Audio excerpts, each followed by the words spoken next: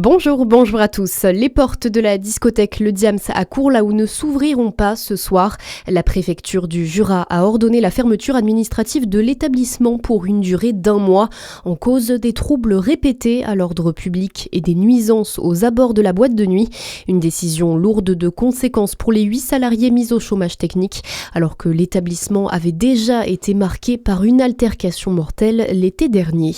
Les gendarmes du Jura lancent un appel à témoins après la mort suspecte d'une sexagénaire à Poligny. La victime qui avait fui son établissement de soins à Arbois mercredi soir a été retrouvée sans vie dans un escalier 10 km plus loin. Fait troublant, cette femme frêle en jogging ne portait que des chaussettes. Si vous avez des informations, contactez immédiatement le 17.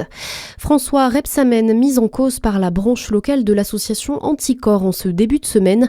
L'entité qui lutte contre la corruption pour rétablir l'éthique en politique s'est plongée dans les notes de frais de l'ancien maire de Dijon qui est aujourd'hui président de Dijon Métropole. Des notes de frais qui avaient été révélées dans le magazine d'extrême droite Valeurs Actuelles l'été dernier. Gauthier Baudin, qu'est-ce qu'Anticorps a trouvé en fouillant ? L'association pointe du doigt la consommation apparente d'alcool dans les factures, ce qui est considéré comme une dépense personnelle et non comme une dépense nécessaire à l'exercice du mandat.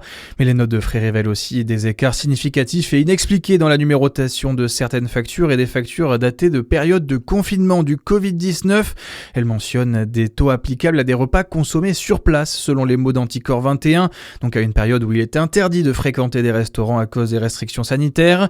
Il demande désormais la communication intégrale des justificatifs et l'identification précise des événements et des bénéficiaires. Et dans le même temps, Anticorps a saisi le procureur de la République, la Chambre régionale des comptes et la commission d'accès aux documents administratifs. L'actualité, c'est aussi ces 7 personnes mises en examen après la mort de Quentin Derenc, ce militant nationaliste battu à Lyon la semaine dernière.